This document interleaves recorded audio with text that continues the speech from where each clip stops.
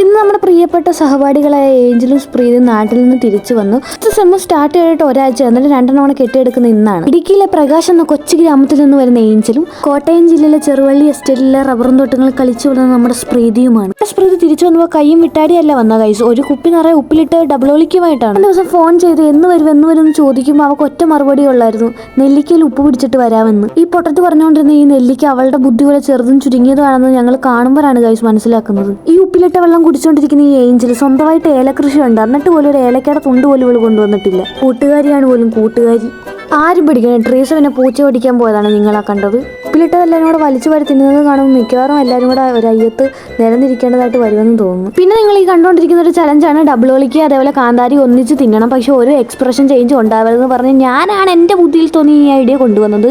അതുകൊണ്ട് തന്നെ തോറ്റു തുന്നമ്പാടി ആദ്യം വെളിയിലായി ഞാനാണ് കേട്ടോ. ആദ്യം തന്നെ കടിച്ചത് കാന്താരി ആയിപ്പോയി.